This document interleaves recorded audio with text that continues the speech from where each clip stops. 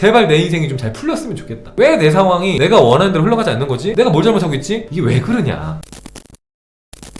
그러니까 요것도 한번은 제가 얘기를 좀 해야겠다고 생각을 했어요. 그러니까 연애를 하면 더 힘들어서 연애가 무서워요 하고 구직 활동하는 게 무서워요. 다시 사회에 나가서 일하는 게 너무 무서워요. 아니면 새로운 사람과 관계를 맺는 게 너무 두려워요. 그게 연애가 됐든 인간관계가 됐든 너무 피곤해요. 너무 피곤하고 힘들고 또 그게 나를 괴롭게 하니까 항상 인간관계를 맺을 때도 그냥 어느 정도 적정선에서 거리를 두고 적정선에 선을 두고 나한테 피로감을 주지 않는 정도의 선에서 관계를 맺고 더 깊은 사이로 나아가진 않고 일을 할 때도 마찬가지예요. 일은 해야겠다는 생각은 계속 있는데 너무 무서워. 구직을 하러 가는 것도 무섭고 새로운 장소에서 어쨌든 간에 새로운 사람과 새로운 사장님과 새로운 환경에서 일을 하고 하는 것도 너무 두렵고 무서워요. 근데 이게 왜 그러냐? 이것도 물론 너무 많은 여러 가지 사례와 경우의 수가 있긴 한데 보편적인 몇 가지 얘기를 할게요. 이게 정답은 아닌데 이것도 이제 보통 어떤 경우가 많냐면은 학습된 무기력이 되게 많아요. 왜 무기력이 학습이 됐냐면은 내가 정말로 열심히 일을 했어요. 일을 했는데 너무 힘든 거죠. 돈을 번다는 게 너무 힘든 거예요. 지치는 거죠. 그래도 그걸 참고 했어. 참고 막 이렇게 지났어요. 1년이 지나고 2년이 지나고 3년이 지나고 나름대로 시간이 지났어요.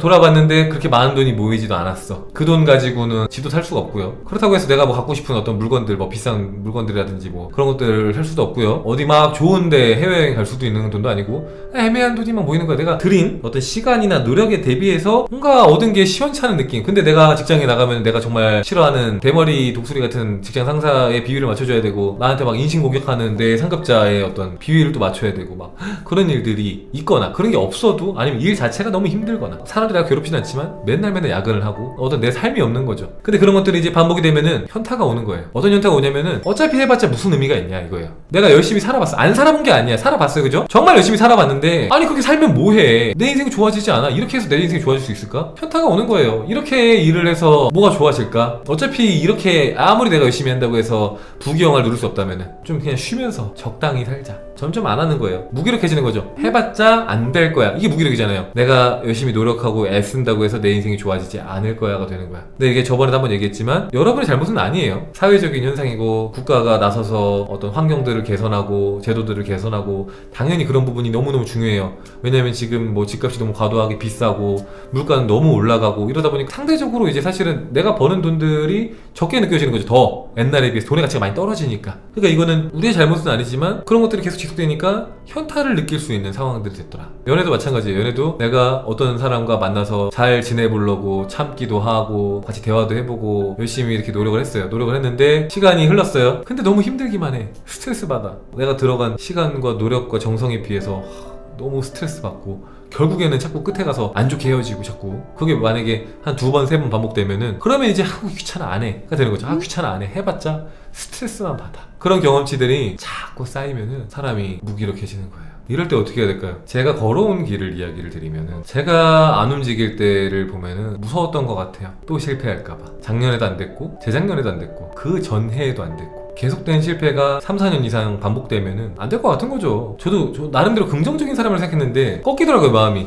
꺾이는 게 난 정말 할 수 있는 게 맞나? 어머니 아버지한테는 항상 큰 소리를 빵빵 쳤어요. 나 할 수 있다. 지켜봐라. 두고 봐라. 공수표를 엄청 날렸죠. 엄청 날렸는데 뭐라도 조금 나아지는 기미가 있어야 뭔가 제가 거기에서 용기를 얻고 자신감을 얻고 하는데 아무것도 달라지지 않았어요. 놀라울 정도로. 상황이 계속해서 그대로인 거죠. 그러니까 저도 마음 꺾이는 거예요. 내가 할 수 있는 게 맞나? 못하는 거 아닐까? 아무리 노력해도 안 되는 것 같아. 근데 이제 저는 그게 일반적인 사례가 아닐 수도 있는데 저는 그 밑바닥에 가고 나서야 제가 마음의 힘을 알고 있다는 사실이 좀 떠오르긴 했어요. 한참 방황할 때는 그걸 분명히 알고 있지만 들어만 본 상태로 지냈던 거죠. 전혀 활용하지 않는 상태. 내 마음이 지금 어디에 머무는지 보지 않았어요. 단 한 번도. 그냥 자꾸 어떻게 했냐면은 될 거야. 올해는 될 거야. 되겠지? 정말 돼야 되는데 올해 안 되면 큰일 나는데 정말 돼야 돼. 제발 도와주세요. 하나님 아버지.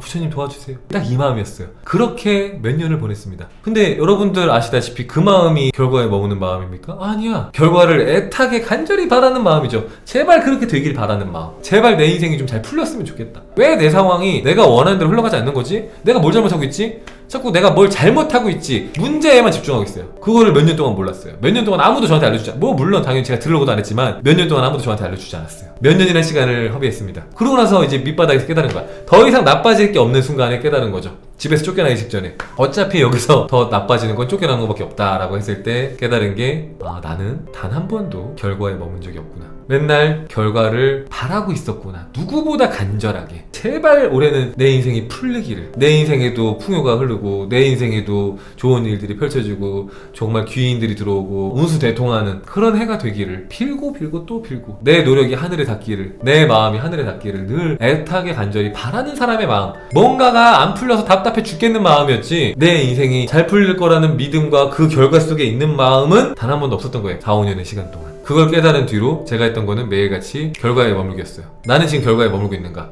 아니면은 결과를 애타게 바라는 마음이 있는가? 나는 결과에 있는가? 나는 지금 바베이도스에 있는가? 아니면은 바베이도스 가고 싶은데 돈이 없네. 현실을 보고 있는가? 지금의 내 현실.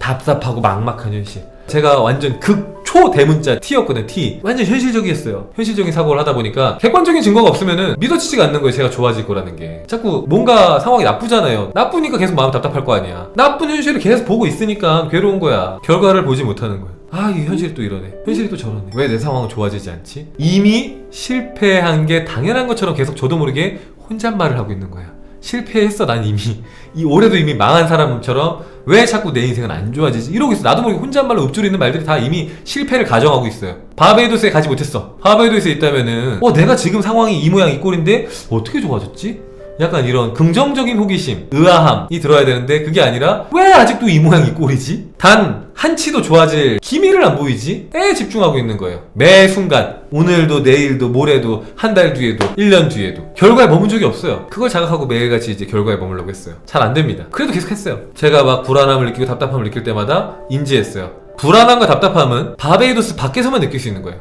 결과 밖에서만 느낄 수 있는 거예요.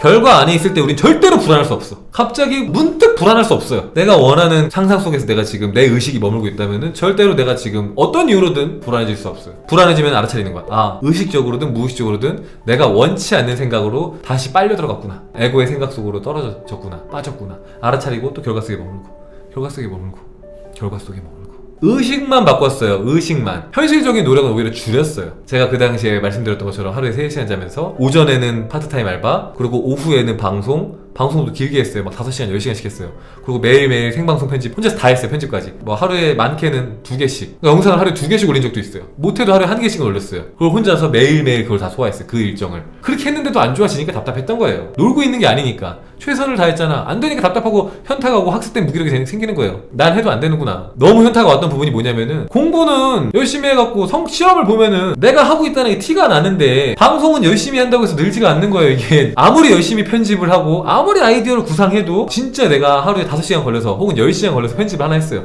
정말 잘 만들었어. 근데 조회수가 막 한 30 나와. 그럼 이제 현타가 세게 오는 거야. 이게 무슨 의미가 있냐. 사람들은 내가 존재하는지도 모른다. 이런 채널이 있는지도 모른다. 현타가 너무 세게 오는 거야. 그랬는데 의식을 바꾸니까 노력의 비중을 절반 혹은 3분의 1로 줄였는데도 불구하고, 그러니까 예를 들면은 영상을 제가 하루에 많게는 2개 올렸다고 했잖아요. 근데 영상을 2, 3일에 하나씩 올리고 노력이 확 줄은 거죠. 그랬는데도 오히려 갑자기 그때 의식을 바꿨을 때부터 조회수가 좀 올라가고 구독자가 좀 늘면서, 그러면서 모든 흐름이 좀 바뀌었거든요. 의식이 바뀌었을 때. 의식이. 저는 그렇게 평범하지 않은 방법일 수 있는데 그런 어떤 무기력을 제 의식에 집중을 하면서 바꿨어요. 왜냐면은 어쨌든 간에 우리가 알고 있는 이론상으로 펼쳐지는 세상은 내 마음의 반영이라면서요. 내 마음이 전부라면서요. 그러면은 내 마음만 바꾸면 세상 바뀌는 거 맞잖아요. 그죠? 우리가 알아야 되는 거는 지금 현재의 정확한 내 마음을 아는 거지 세상을 탓할 게 아닌 거예요. 그게 때로는 안 받아들여져요. 왜냐면은 난 이런 최악의 상황을 생각한 적 없는 것 같은데, 그러니까 정확하게 구체적으로 그 똑같은 장면을 상상하지 않을 수 있어. 하지만 비슷한 본질의 것들을 생각할 수 있다. 예를 들면 답답함을 느끼고 있어. 그러면은 그게 많은 걸 내포하고 있는 거예요.